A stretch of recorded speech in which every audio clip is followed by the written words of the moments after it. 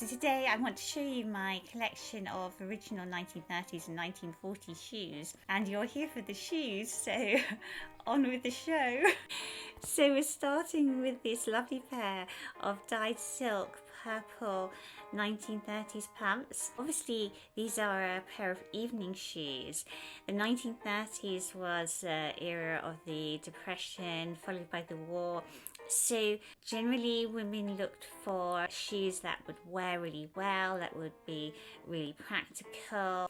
But the other side of that was that they wanted to escape into the fantasy world of a gorgeous golden era of Hollywood movies. So the evening shoes were much more glamorous and typically in the style that I have. And I'll show you why 30s pumps are not at all like the pumps of today. So you can see that the heel of the shoe curves inward, and that actually creates the optical illusion that your feet are smaller than they are. And the shape is just generally very pretty, curved in a very kind of pretty way. And shoes in the 30s and 40s generally provided more coverage for the foot. The sides came up higher, and although I believe that was like a kind of modesty thing, it actually makes the shoes much more comfortable. I've heard people say, oh, 1930 shoes must be uncomfortable because of the heel, but actually the heel is quite low and they are super comfortable. I bought these shoes when I was very young, like literally just out of college, and I went to an auction in London and there was a huge trunk of 1930s shoes and a 1930s wedding dress, and all the shoes were in my size. I was the only bidder and I got the lot for actually very little money. I was very lucky, but because I was very young, I adored the shoes, I valued them, but they were the shoes I actually wore. I actually wore them. I'll show you one pair which unfortunately for those pair of shoes were my favourite,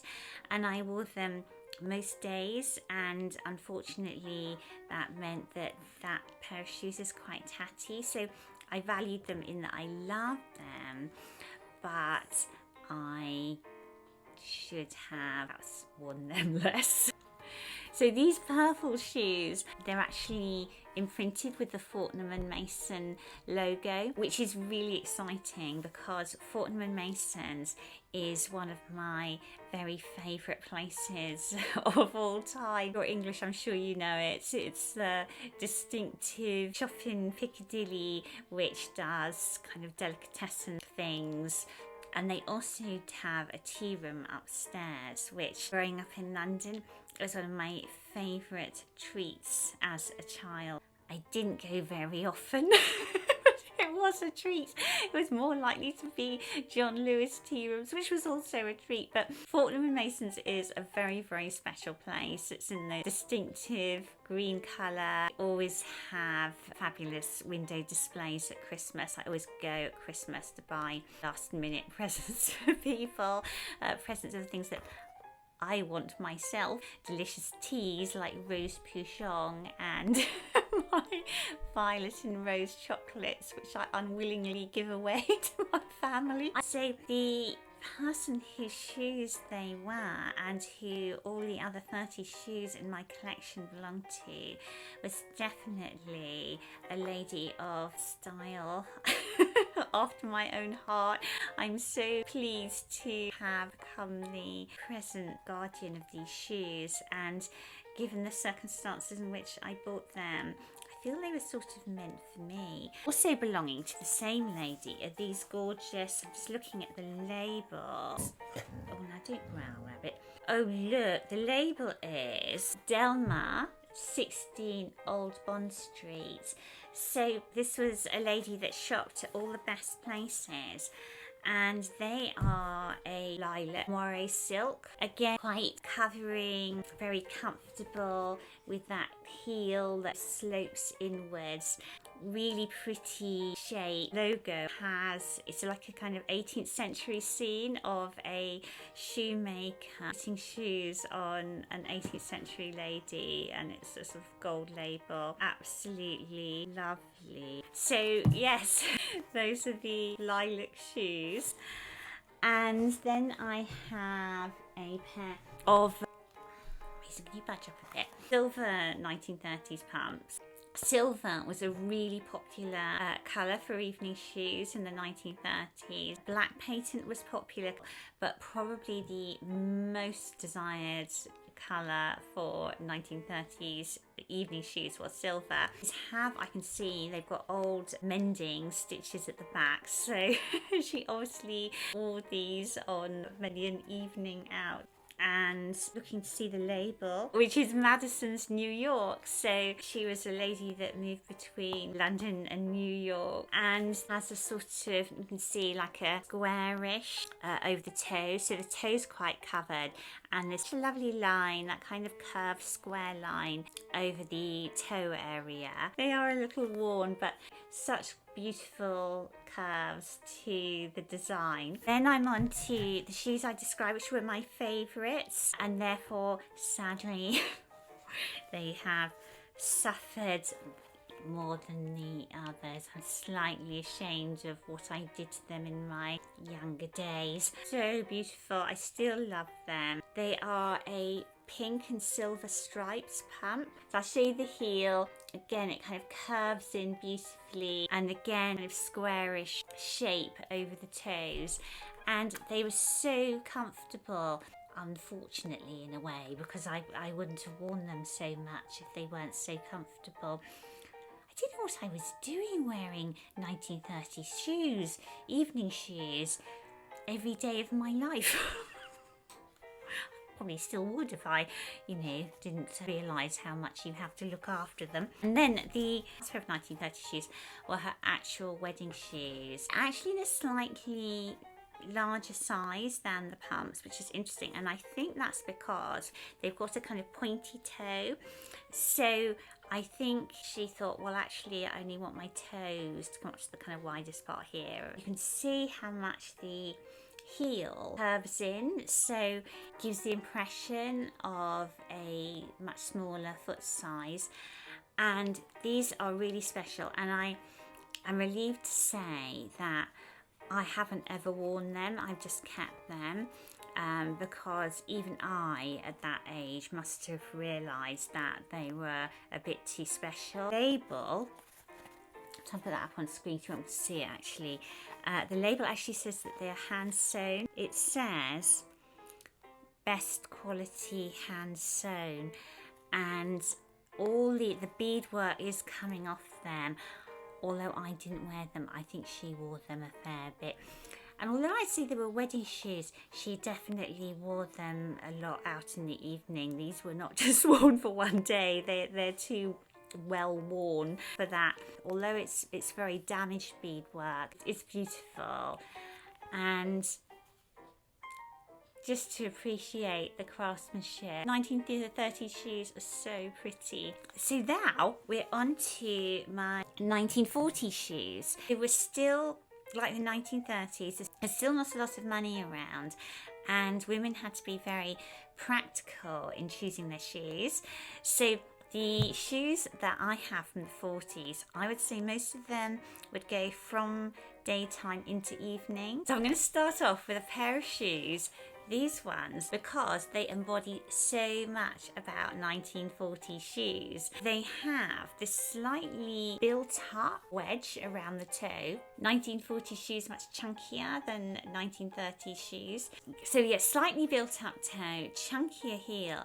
And of course what that means is you have a little extra height, which is quite flattering, but your foot isn't bent in a uncomfy way that it would be for wearing high heel shoes, because you're just generally raised. And then the other classic design feature of 1940 shoes is to have, you can see like this, it's a tiny little cutout, and with decorative stitching around the cutout.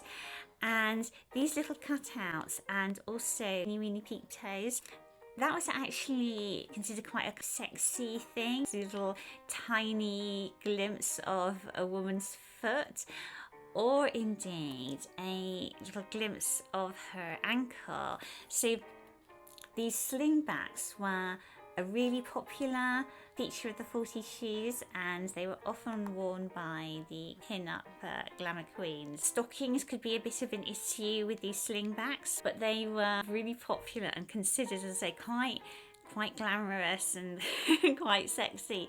And then the other thing that these shoes are like absolutely classic 40s characteristic is just being brown. Because there wasn't a lot of money, people wanted a really practical shoe that they could wear with everything. And while there were kind of few like red, white and blue patriotic shoes, mostly people chose really practical shades of brown or perhaps black.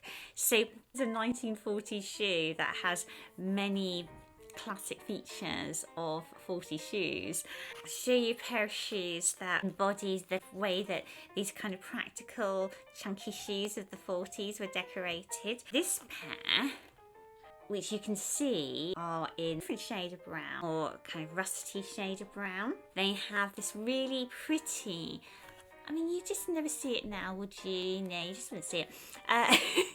This pretty scallops design, and I'll put my hand through to show you. So either these perforated scallop designs were done so you would see your skin through the cutouts, or sometimes they would be back, but they would be back with kind of flesh tones, so it would still look really pretty, that little lattice work, and also quite sexy. And again, the slingback. So these offer little tantalizing glimpses of the foot, and they're also just built up a tiny bit with a medium heel, and like 30 shoes, the heel slopes in to give that optical illusion of a smaller foot. And then I have, these are interesting ones, these ones, because they have the little peep toe. And the little peep toe, it's not like a peep toe shoe of today. It's tiny. You don't have a big toe sticking out. You have the smallest glimpse of toe. They've also given it these little perforations, just see there, and with a wide strap, also with perforations, and the strap has this scalloped edge, got its sling back, built up wedgy toe area.